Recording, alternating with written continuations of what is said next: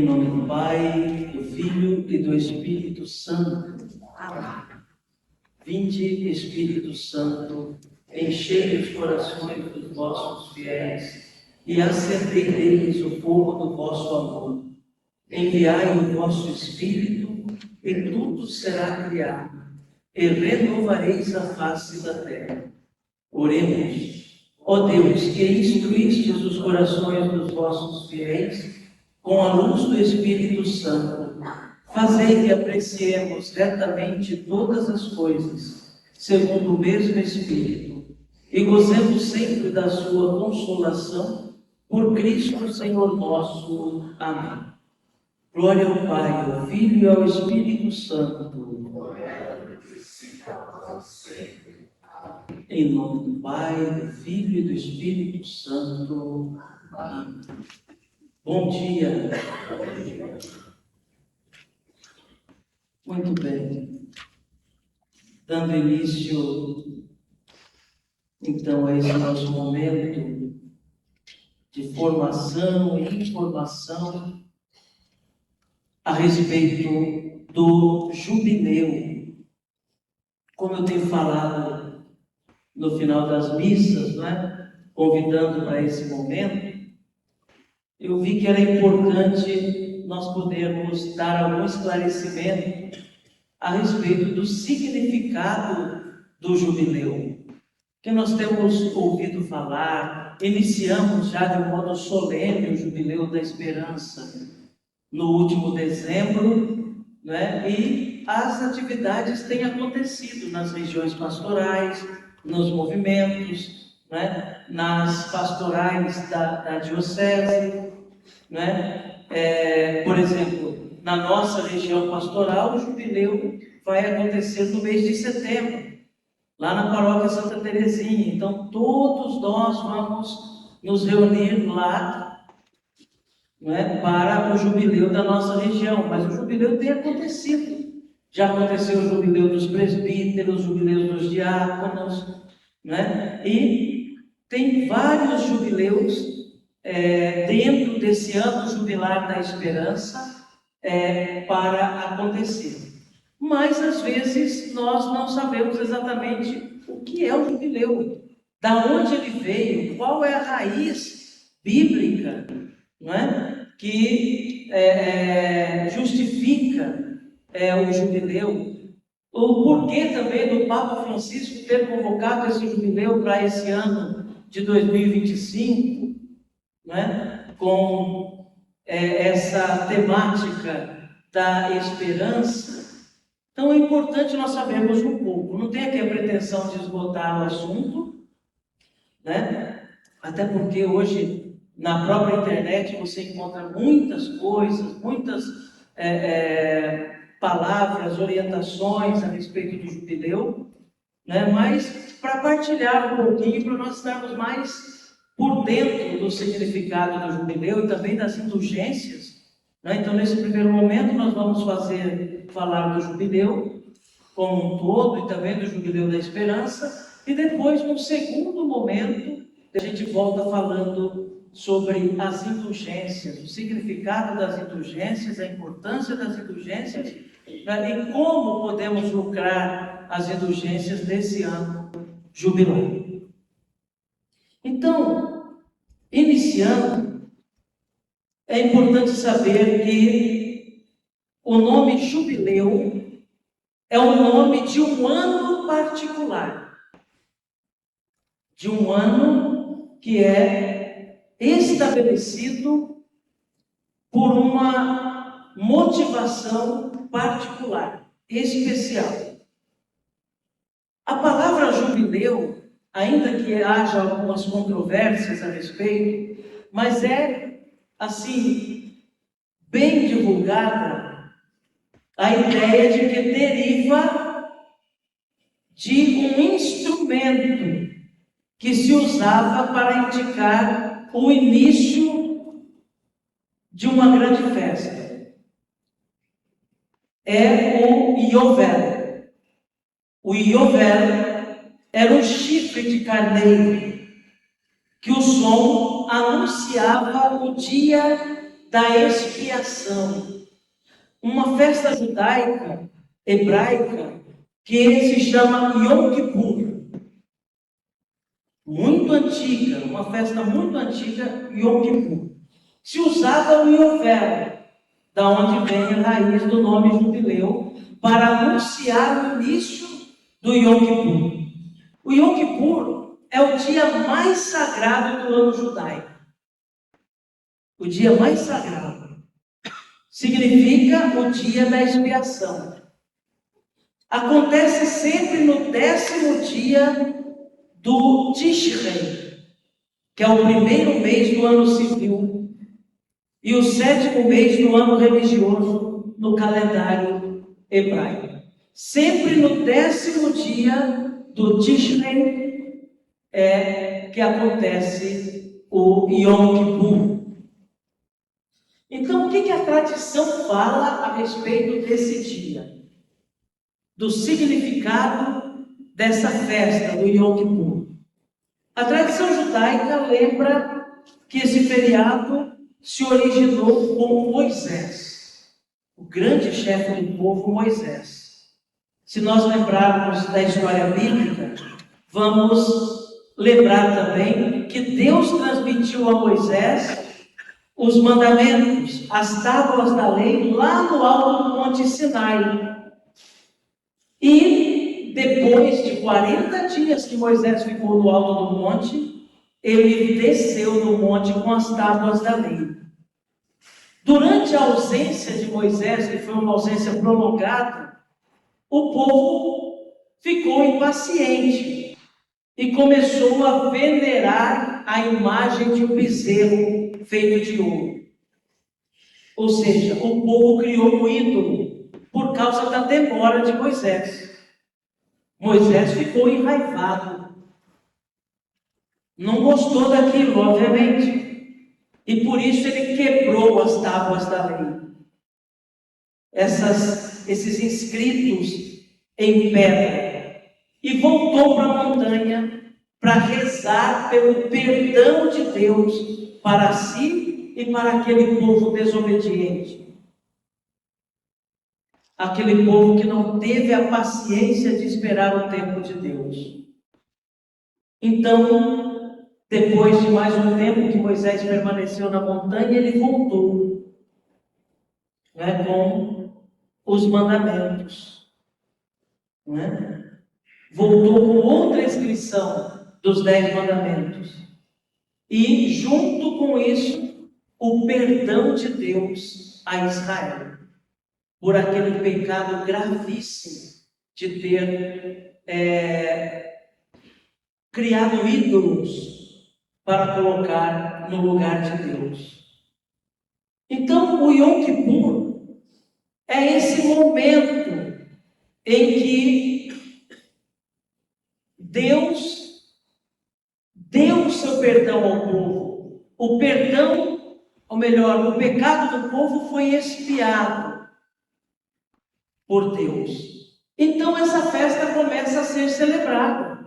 Significa o fim dos dias de temor.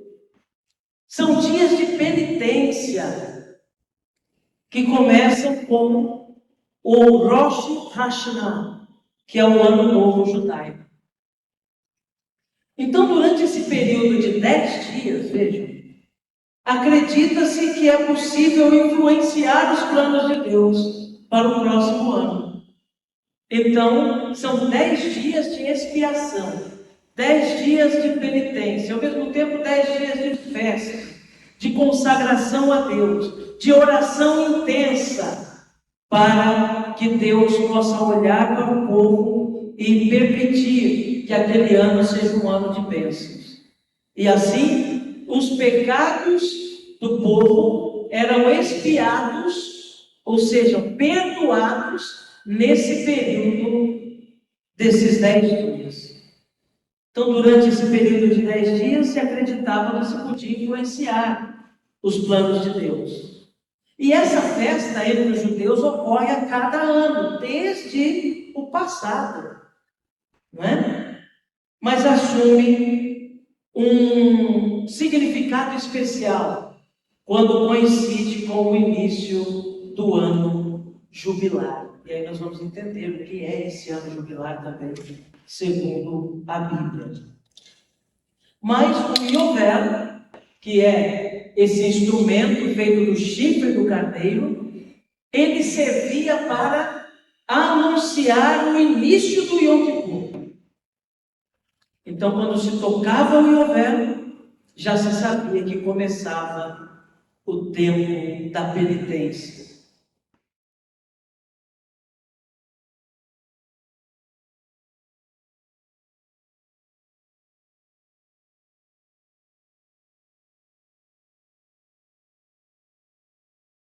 Era o tempo da penitência, o tempo da expiação do pecado. Né? Agora, quanto ao jubileu, propriamente dito, né? Que é algo que vai surgir depois na Bíblia também. Primeiro é estabelecido esse tempo de graça, essa festa anual entre os judeus para preparar o ano judaico, né, para expiar os pecados no tempo de penitência. E depois, mais tarde, vem o jubileu propriamente dito. Nós encontramos uma primeira ideia de jubileu na Bíblia, não é? No livro de Levítico. O ano jubilar, segundo Levítico, deveria ser convocado a cada 50 anos. A cada 50 anos. Era um ano extra, um ano a mais, que se vivia a cada 7 semanas de anos. Então, veja que interessante. Primeiro se começa a cada 7 anos um jubileu. Então, sempre no 7º ano se celebrava o jubileu, um tempo de graça. Lembra de como Deus cria o mundo, segundo Gênesis? Ele cria em 6 dias. E no 7º dia, ele descansa. Não é? É assim que a tradição bíblica traz. Também se começa a celebrar o 7º ano como um ano de graça. E depois, um 50º ano, que seria um ano a mais de uma semana de anos. De 7 semanas de anos. Então, por exemplo, uma semana de anos são 7 anos. Já havia no 7º ano um momento de graça, um jubileu. E quando se completavam 7 semanas de anos, ou seja, 49 anos, o 50º ano era o ano da graça do Senhor. O 50º ano. E depois nós vamos ver aqui o porquê essa importância de se celebrar esse ano da graça, e que não é uma coisa etérea, uma coisa de outro mundo, mas tem um motivo real, voltado também para a criação.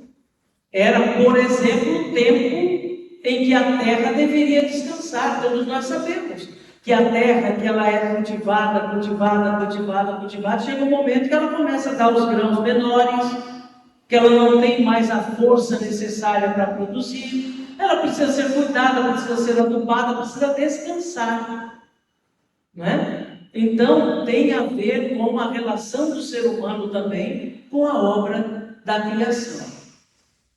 Então, se começa, segundo a lei de Deus, a se celebrar o jubileu, ou seja, esse momento propício, esse tempo de graça, que tem a inspiração já no Yom Kippur, não é? Mas que depois vai se sedimentando numa ideia mais profunda né, e mais ampla ao mesmo tempo, né, desse tempo de graça. Bom, ainda que fosse difícil de realizar o jubileu, a maneira que o Levítico nos manda, foi proposto como ocasião para restabelecer uma correta relação com Deus, uma correta relação entre as pessoas, uma correta relação com a criação, e implicava três coisas fundamentais: a remissão das dívidas, a restituição de terrenos arrendados e o repouso da terra. Três coisas muito importantes, tá? Na verdade, irmãos, nesse tempo forte de jubileu, as dívidas eram perdoadas, os escravos eram libertados, a terra voltava para os seus proprietários originais. Por isso o termo jubileu vai depois ser interpretado a partir da palavra júbilo. E o que é júbilo? É alegria, mas não uma alegria qualquer, uma euforia qualquer. É uma alegria profunda por uma coisa extraordinária que aconteceu, por uma graça especial recebida principalmente de Deus. E essa palavra júbilo vai se relacionar, como eu já disse, com aquela corneta, que é o anúncio, né, de um tempo de alegria. Não é um anúncio de um tempo de pesar apenas. Enquanto o Yom Kippur anunciava aquele tempo de penitência, uma ideia um tanto mais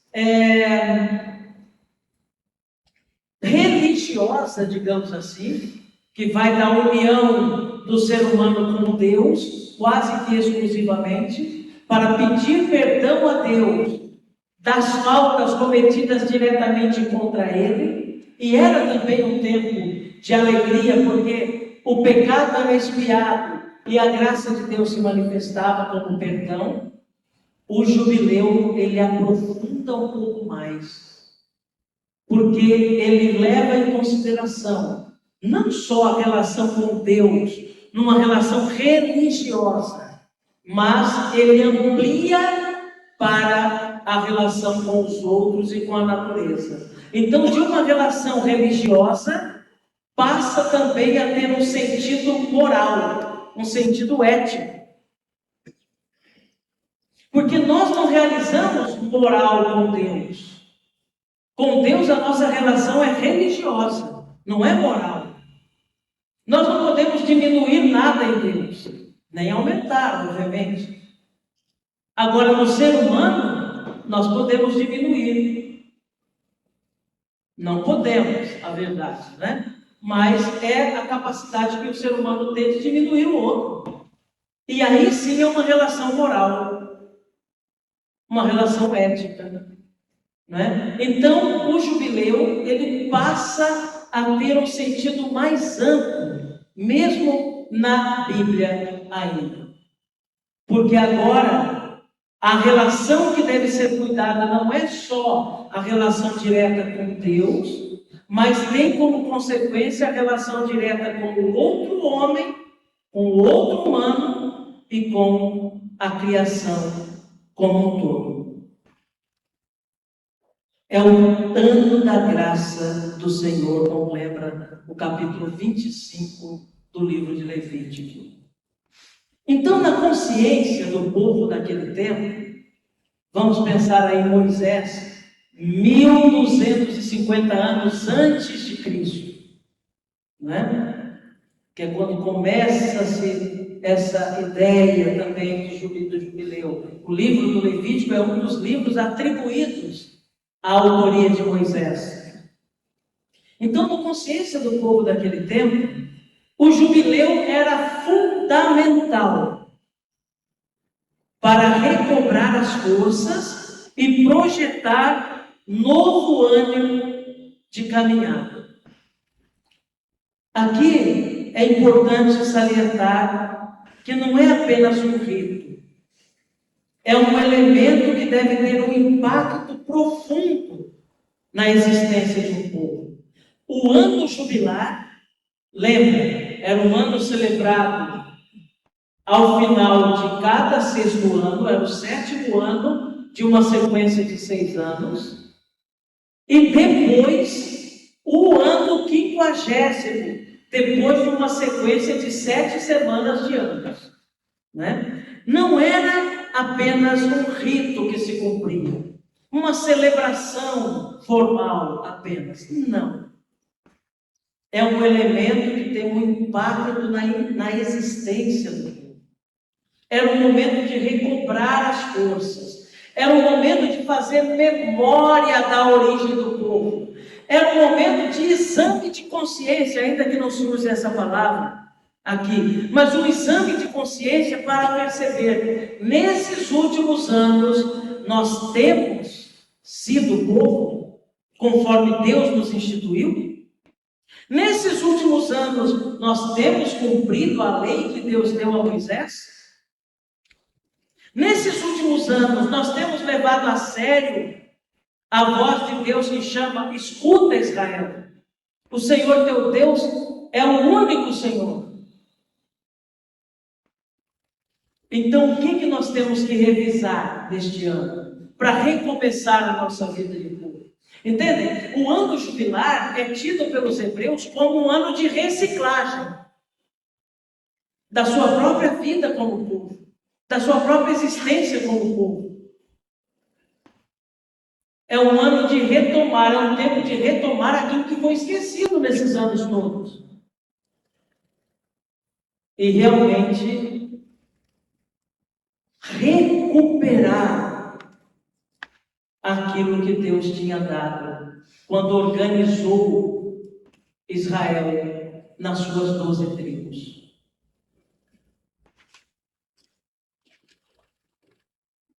Por isso é um tempo de júbilo, é um tempo de alegria, é o ano da graça do Senhor.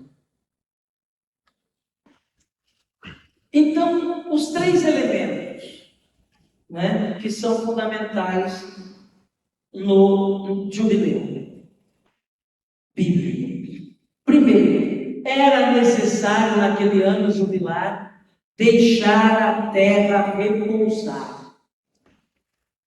Isso significa não semear e não colher frutos durante todo aquele ano. Agora, imagine uma cultura que se tornou agrícola. Imagine a dificuldade disso também. Né? Os hebreus que vêm de uma tradição, em princípio, nômade, de pastores, que vagam pelo deserto, agora estabelecidos, né, na terra da promessa, passa a ser uma sociedade agrícola, ainda que também pecuária, sem deixar de ter os pastores, de ser pastores, mas também uma sociedade agrícola. Imagina a dificuldade de você deixar um ano a terra sem colocar ali as sementes. Mas era isso que significava, só assim era possível repousar a terra. Isso faz nos descobrir que a terra é uma dádiva, é dom de Deus. Mesmo que em menor quantidade, ela ainda consegue produzir alguma coisa. Os frutos são menores, mas não faltarão, mesmo com a terra sem descansar. Porque é uma dádiva de Deus. Porém, é preciso deixar a terra também repousar, para que ela possa produzir frutos melhores.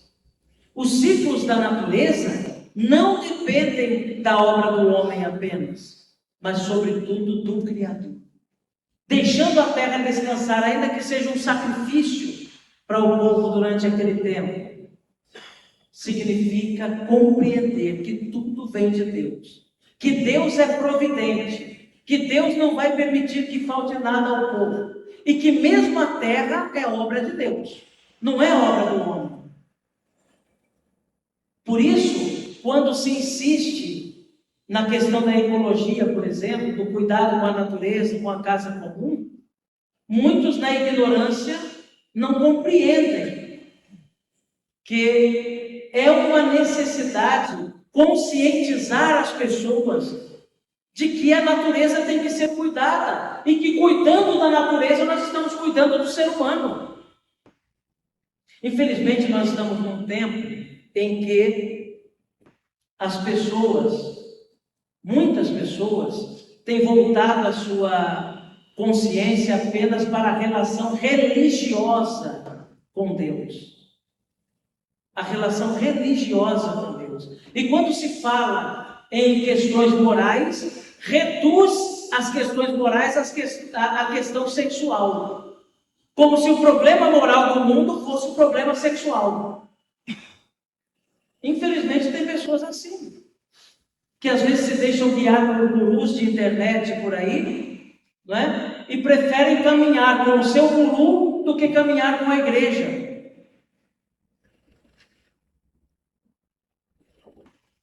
Então não é à toa.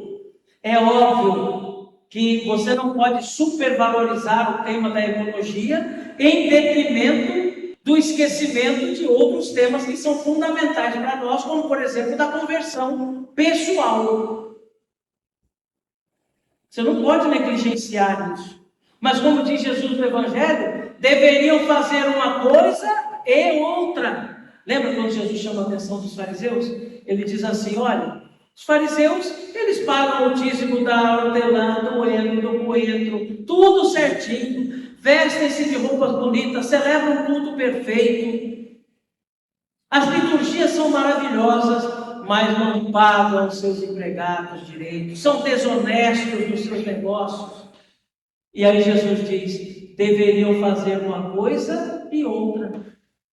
Ele não diz assim, deveriam deixar de qualquer jeito a liturgia, deveriam deixar de seus compromissos religiosos, deveriam deixar de se preocupar com a sua conversão pessoal para realizar o social. Não. Jesus disse que deveriam fazer uma coisa e outra. Então, esse é o sentido do deixar a terra descansar. Entender, para usufruirmos melhor dessa terra depois, Deus nos pede que a deixemos descansar. E a memória de outra primazia, o transcendente. Por outro lado, nesse período houve também uma tentativa de superação da propriedade privada e tribal. Porque cada um podia tirar da terra o que ela oferecia, sem respeitar as fronteiras e os recintos do cadastro. Então o que acontece? Josué organiza aquela sociedade, aquele povo, em tribos. É o que vai ser chamado depois de confederação de tribos. Josué organiza em tribos. Aquele povo que veio do Egito, né, em várias incursões, e chegaram à terra prometida e tomaram posse da terra. Só que o que acontece? Para cada tribo é entregue uma quantidade de terras. Só que não existe, existe um contrato que delimita as terras que cada tribo vai poder trabalhar. Não é? Mas não existe uma punição para quem avança um pouquinho na cerca. Com o tempo, o que vai acontecendo? Alguns grupos, famílias, vão se apossando de grande quantidade de terra, enquanto outros vão sendo prejudicados. Vai diminuindo a sua capacidade de trabalho, vai diminuindo o seu espaço também. Não é? De modo que alguns vão se achando no direito de ir se apossando das terras dos outros também. E como não tinha uma lei que estabelecia uma punição ou que apontasse um erro nisso tudo, de modo claro, as coisas iam acontecendo. Quando chegava o ano jubilar, o jubileu, naquele ano, lembra que eu falei que era uma revisão? se nós estamos sendo fiéis àquilo que foi estabelecido entre nós, naquele ano, o que se dava? A devolução das terras. Então, conforme tinha sido estabelecido por Josué, na confederação das tribos, voltava novamente. Então, cada tribo teria a sua quantidade de terras exatas, como era antes. Então, veja, passaram-se 49 anos, e nesse tempo foi havendo esse tipo de avanço sobre as terras dos outros, de modo que uns estavam melhores do que os outros. Quando chega o ano jubilar, é o ano de devolver. Peraí, agora nós vamos começar do zero. Nós vamos olhar para trás e vamos ver como que era antes, como que foi estabelecido. É uma questão de justiça. Por isso era um ano de alegria, era um ano de júbilo. As terras eram devolvidas, né? Então, esses dois sentidos da terra, o repousar a terra durante aquele ano e o devolver a terra, ou fazer memória do passado e recomeçar, como se houvesse ali uma nova criação de Israel como povo. Está claro isso até agora? Né?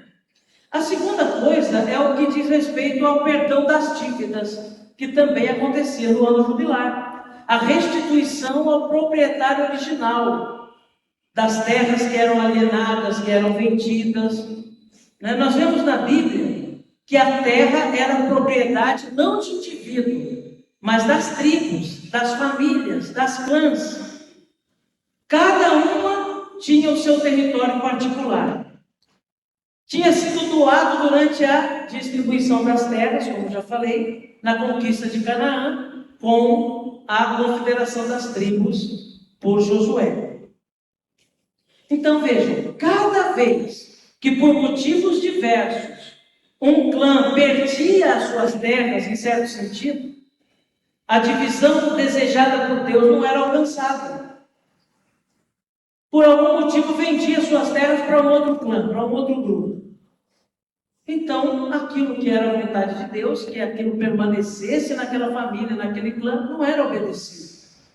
Com o jubileu, ou seja, a cada meio século, o mapa da terra prometida era reconstruído do jeito que Deus quis, através do dom divino da divisão do país entre tribos. Ou seja, todos lá no passado receberam uma porção, menos a tribo de Levi, que vivia das contribuições que eram oferecidas pelas outras tribos, porque os membros da tribo de Levi prestavam serviço ao templo. Então eles nem tinham possibilidade, tempo para cultivar a terra. Então, o que ficou acordado? Todas as outras tribos receberiam a sua porção de terra. A tribo de Levi seria sustentada pelas outras tribos, pelo serviço que prestavam ao templo. Né? É daí que vem os levitas. Os levitas são os cantores do templo, né? São aqueles que organizavam o culto. Né? Então, todos tinham recebido a sua parte, digamos assim, da herança na terra prometida. Porém, essas tribos vão entrando em dívidas também, né? Da mesma maneira que foram perdendo as suas terras, e chega no momento do jubileu, essas terras são devolvidas, restituídas aos seus proprietários originais. Também a questão das dívidas. Com as dívidas acontece a mesma coisa. No início do período jubilar, todos se encontravam iguais, com os mesmos poucos bens. Ou seja, se o indivíduo caiu em dívidas durante aqueles 49 anos, no momento em que inicia o ano jubilar, todas as dívidas estão perdoadas. Então todos voltam a ser iguais de novo. Se eu estava numa dívida imensa, impagável, quem sabe, durante aquele tempo todo, que eu me sentia menos do que o outro, porque o outro a quem eu devo está acima de mim. Quando entra o ano jubilar, todas as dívidas estão perdoadas, e aí eu não sou mais menor do que o outro, eu sou igual ao outro, que é a vontade de Deus. Que nós sejamos iguais, que não haja acepção de pessoas entre nós, que não haja o maior e o menor. Essa é a vontade de Deus. No céu será assim. Enquanto nós vivemos aqui na terra, existe muita concorrência, não é? Mas o ideal de Deus é que todos sejam iguais. E isso acontecia no ano jubilar, a cada 50 anos. Né? Posteriormente, alguns perderam seus bens por infortúnio, outros por preguiça, outros por incapacidade de produzir a terra. Depois de 50 anos, decidiu-se voltar ao ponto de partida, garantindo que todos pudessem recomeçar. Olha, eu falei, por preguiça eu não produzi nesses 50 anos, nesses 49 anos. Me perdi em dívidas, não consegui, fui incapaz. No 50º ano era devolvido àquela pessoa a sua dignidade, de modo que ela poderia recomeçar se ela quisesse. Porque N motivos poderiam ter impedido aquela pessoa de realmente realizar aquilo que era a sua obrigação, no cuidado da terra, no cuidado da família. Tudo ainda se tornou comum e foi distribuído de acordo com as diversas tribos. Assim, cada família foi recuperando seus bens, suas terras e os seus filhos, ali, naquele ano jubilar. E aí teria mais 49 anos depois, para poder trabalhar, fazer bem aquilo que não foi capaz de fazer naquele primeiro período. Então veja, descanso da terra, perdão das dívidas. Era esses dois. O terceiro ponto, que se trabalha fortemente no jubileu bíblico, é também desafiador. O jubileu era o ano da remissão não só das dívidas, mas também da libertação dos escravos. Era o ano da libertação dos escravos. O livro de Ezequiel, no capítulo 46, versículo 17, fala do jubileu. Veja, Ezequiel está 700 anos depois de Moisés. Né? Ezequiel escreve o seu livro lá no exílio da Babilônia. Né? Ele fala do jubileu como o ano da libertação, da redenção. O ano em que aqueles que tinham ido ao serviço para sobreviver à pobreza regressavam às suas casas, com as dívidas perdoadas, com a reapropriação de suas terras e com a sua liberdade. Aqui é importante nós entendermos isso. A concepção que se tinha de escravo no passado não é a concepção que nós temos hoje, que devemos ter. Mesmo entre o povo da Bíblia, a escravidão é justificada ali por N motivos, principalmente se forem escravos não pertencentes ao povo de Deus. São Paulo, por exemplo, ele chama a atenção de um cristão chamado Filemo. Ele diz assim: meu caro Filemo, enquanto eu estive aos seus cuidados, Onésimo, teu escravo, foi quem cuidou de mim. Ele já é cristão. Ele recebeu o batismo. Então não o trates mais como escravo, Olha a concepção de Paulo. Qual foi o álibi que ele deu para que Filémon não tratasse mais como escravo Onésimo? É um cristão agora. Ele é um batizado. Não é? Porém, se não fosse, talvez Paulo não teria falado nada. É a concepção que se tem. Então, aqui uma dica. Não podemos olhar o passado com óculos do presente. O passado tem que ser lido com óculos do passado. O presente tem que servir para iluminar o passado.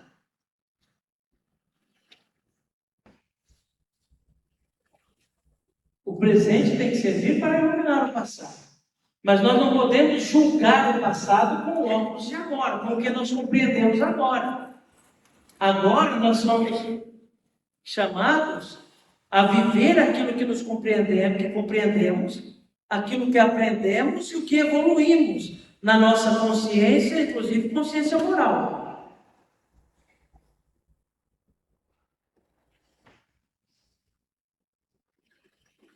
Então, mesmo para o povo da Bíblia, era comum ter escravos, não é? Porém, o ano jubileu era o ano também, como era o ano da graça e o ano da alegria completa, era o ano de devolver a liberdade aos escravos, de permitir, tendo suas dívidas pagas, voltarem para sua família, voltarem para sua casa e recomeçarem de novo a sua vida. Né? Eles voltavam a ser povo livre, como foi estabelecido no Êxodo, livre da escravatura, livre da discriminação, no ano jubilar. É claro que também aí era uma proposta ideal, destinada a criar uma comunidade que não tivesse mais em si os laços de abuso de um sobre o outro, não tivesse mais algemas nos pés e pudessem caminhar ainda em direção a um objetivo. É interessante, irmãos, que numa passagem do livro de Jeremias, no capítulo 34, de 14 a 17, o profeta explica com força a derrocada e a escravização de Jerusalém e da Judéia pelos babilônios. Isso aconteceu em 586, quando o rei Nabucodonosor invade a Judéia, Judá, destrói o templo, queima as escrituras, leva o rei Sedecias com a elite do povo para a Babilônia, escravizados, né? E deixa um pequeno resto ali em Jerusalém, na terra arrasada. E Jeremias descreve esse acontecimento como o julgamento de Deus sobre o fato de os judeus não terem libertado os escravos por ocasião do jubileu. Jeremias diz: sabe por que vocês foram levados escravos para a Babilônia? Porque no ano jubileu, que era para vocês libertarem os escravos, vocês não libertaram. Desobedeceram a Deus. Olha que coisa interessante. Não é? Não cumprir aquilo que era pré-estabelecido para o jubileu era uma desobediência. Então Jeremias justifica a escravização do povo na Babilônia pelo fato de terem simplesmente ignorado a lei de Deus e não terem libertado os escravos como é pedido para o ano jubilar. Mais uma vez, a dureza do coração do homem que não quer escutar a Deus, quer seguir suas próprias intuições e ignora o pensamento de Deus. Então, esse é o jubileu bíblico no Antigo Testamento. Depois nós vamos chegar ao que o cardeal Ravazzi chama de o jubileu de Jesus. É a indicação do jubileu no Novo Testamento. Né? Veja, no início da pregação pública de Jesus, segundo o Evangelho de São Lucas, Jesus entrou na sinagoga de Nazaré. Nós conhecemos esse episódio. Num dia de sábado. Ali ele leu um texto do livro do profeta Isaías. Jesus comentou o texto e se apresentou como enviado do Pai para inaugurar um jubileu. Seria um jubileu eterno, não mais um jubileu determinado pela quantidade de anos, mas um jubileu perfeito, que se estenderia pelos séculos e que os cristãos deveriam celebrar em espírito de verdade. E verdade. Olha o que Jesus diz. Citando Isaías, lá no capítulo 4 de São Lucas. O Espírito do Senhor está sobre mim. Por isso ele me ungiu e me enviou para proclamar a boa nova aos pobres, para proclamar a libertação aos presos, a visão aos cegos, para pôr em liberdade os oprimidos, para pregar o ano da graça do Senhor. Lembra o ano da graça? O 50º ano, o 7º ano depois de uma sequência de 6, e o 50º ano após uma sequência de 7 dias de semanas. O 50º ano, sobretudo, é o ano da graça. E Jesus diz: o Senhor me ungiu para que eu anunciasse esse ano, para que eu pregasse um ano da graça, que agora não se resume mais a um ano cronológico, mas sim rairológico. É o kairos, é o tempo da graça, é o tempo que não se extingue, é o tempo que nós estamos vivendo, irmãos. Nós não estamos vivendo mais num tempo cronológico apenas. Estamos vivendo o kairos, que é o tempo da graça. O ano jubilar instituído por Jesus é esse tempo que se estenderá até a sua segunda vinda. E Jesus diz o que ele veio fazer, o que ele veio estabelecer. Ele veio, em primeiro lugar, para evangelizar os pobres, anunciar a boa nova, ou seja, uma notícia feliz, uma notícia boa, que é o reino de Deus. Por que evangelizar os pobres? Não seria para evangelizar todos? Sim. Só que lembrem, Jesus faz uma opção evangélica preferencial pelos pobres. Ele faz uma opção preferencial pelos pobres. Agora entenda, como lembra o próprio magistério da igreja, opção preferencial, não exclusiva e não excludente. Padre Gustavo Gutierrez escreve dizendo uma coisa muito interessante. Ele diz: a opção da igreja pelos pobres, a opção preferencial da igreja pelos pobres, não é porque os pobres são melhores do que os ricos, não é porque os pobres são mais santos, nada disso. Não é porque os pobres são perfeitos, não é porque os pobres são melhores, não. É porque o pobre é pobre.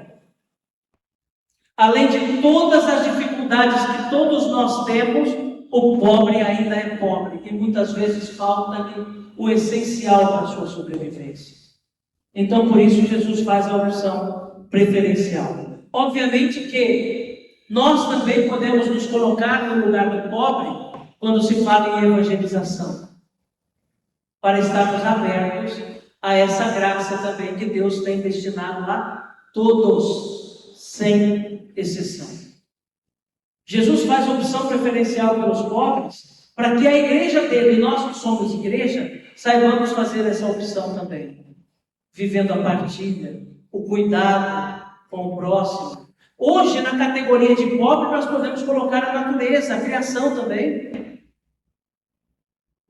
no cuidado com a natureza. Às vezes, quando existe uma crítica exacerbada contra a igreja, Porque a igreja se preocupa com o bioma, a igreja se preocupa com a natureza, a igreja se preocupa com a Amazônia, não é? Parte normalmente de pessoas que não param para pensar que toda a criação, ela existe em função do ser humano. Se o ser humano destrói a criação, destrói a si mesmo. O domínio que o ser humano deve ter para com a natureza não é um domínio de destruição, é um domínio de cuidado.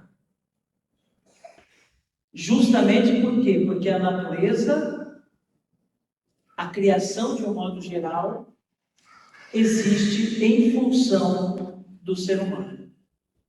Então, por que não dizer que a criação, ou a nossa casa comum, como lembra Santo Padre na Laudato Si, é também uma categoria de pobre hoje.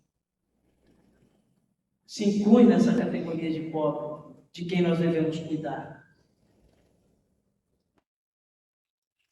Evangelizar os pobres. Veio para anunciar a liberdade.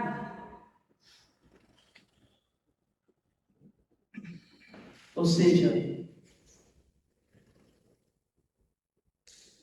já no jubileu de Israel, já era previsto isso. Lembra? A libertação dos escravos. Jesus vem trazer a ideia mais profunda ainda da liberdade, da libertação. No sentido real, não é? Através do serviço ao próximo, através do reconhecimento que nós temos do rosto de Cristo, do rosto do irmão, ele veio para anunciar a liberdade.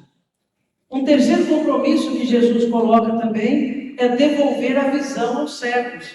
Não só a visão física, mas a visão espiritual.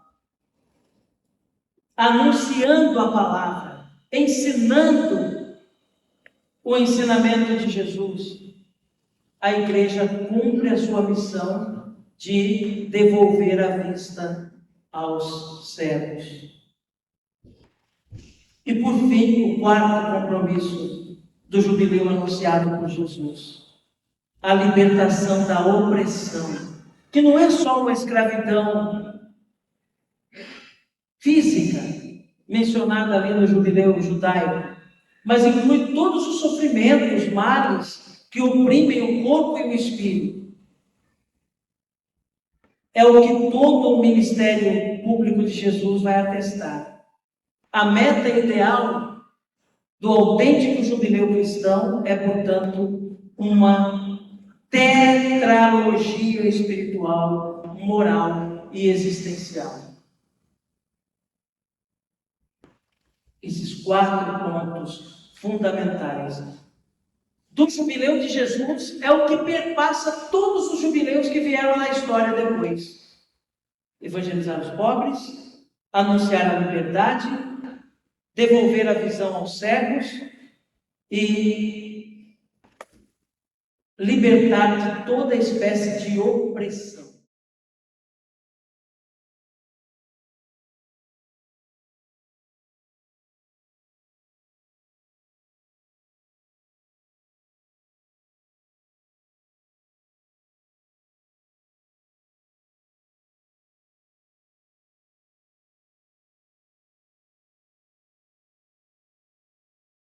Mas só por uma curiosidade.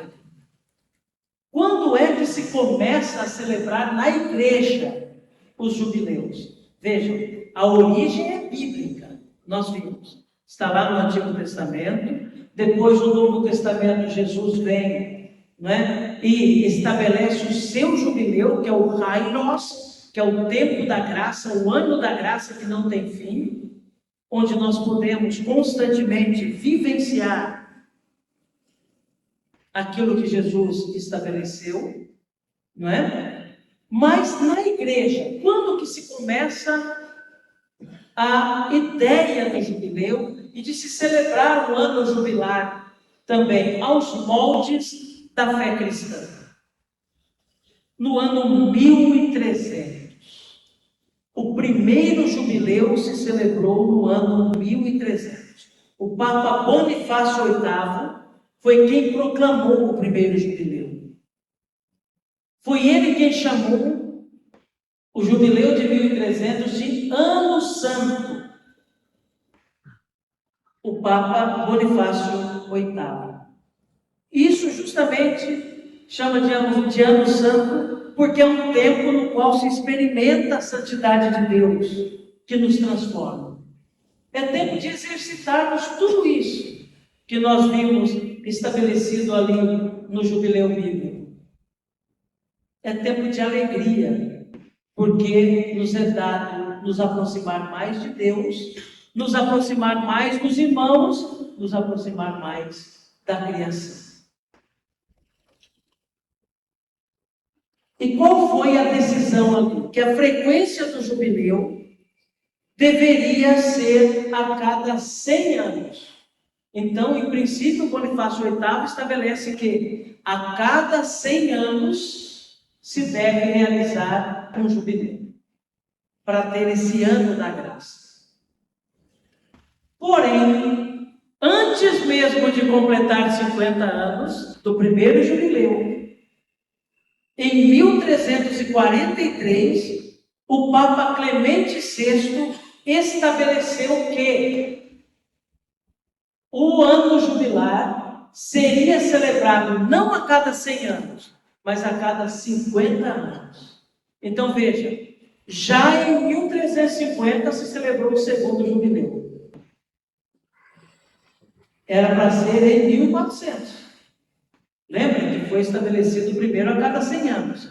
Mas antes mesmo de completar 50 anos, um outro Papa, o Papa Clemente VI, estabeleceu que deveria ser celebrado a cada 50 anos. Então, já em 1350, se celebra o segundo jubileu.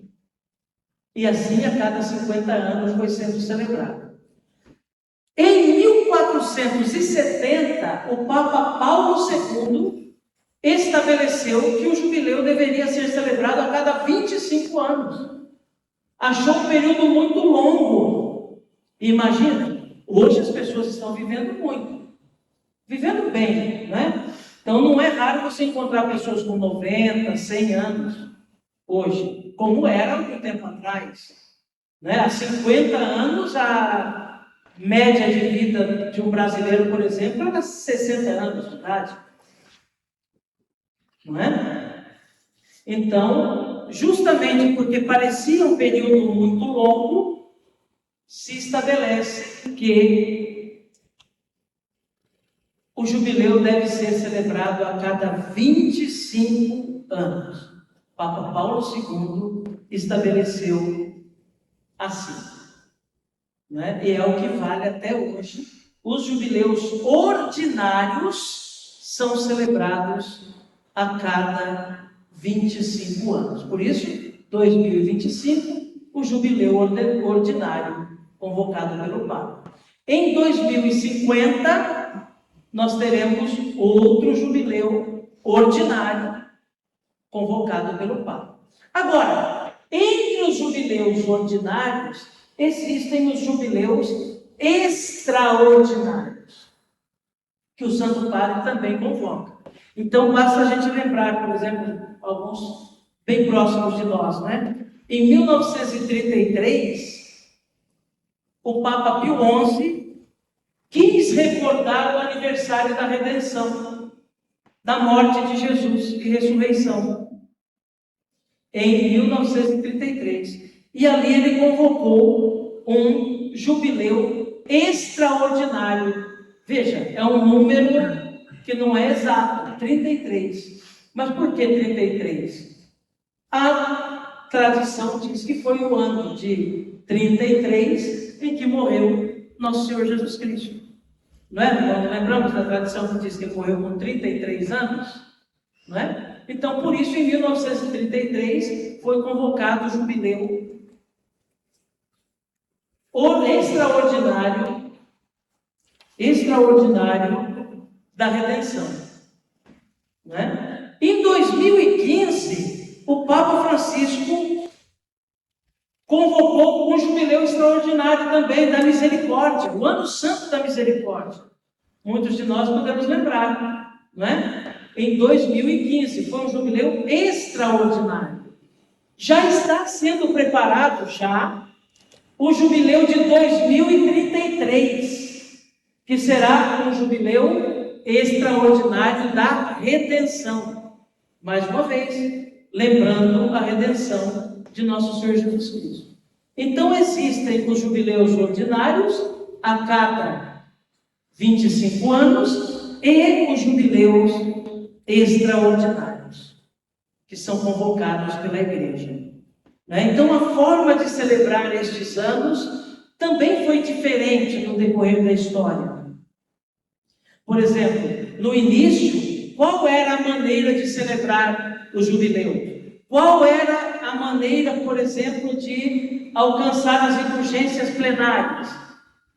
Visitando as basílicas romanas de São Pedro e São Paulo, fazendo uma peregrinação a essas basílicas romanas de São Pedro e São Paulo. Mais tarde foram se acrescentando outros sinais, como a Porta Santa, Ao participar do Ano Santo, se lucra as indulgências plenárias, foi se ampliando também para que em outras partes do mundo se pudesse celebrar o jubileu, criando-se portas santas em diversas partes do mundo, lugares de peregrinação. Os papas foram determinando os lugares de peregrinação, para que todos os fiéis tivessem a oportunidade de participar do jubileu, Então, por exemplo, nesse ano santo que nós estamos vivendo no Jubileu da Esperança, o Papa estabeleceu que as dioceses apontassem lugares de peregrinação. Então, nós temos aqui na diocese igrejas onde nós podemos ir fazer a peregrinação do jubileu.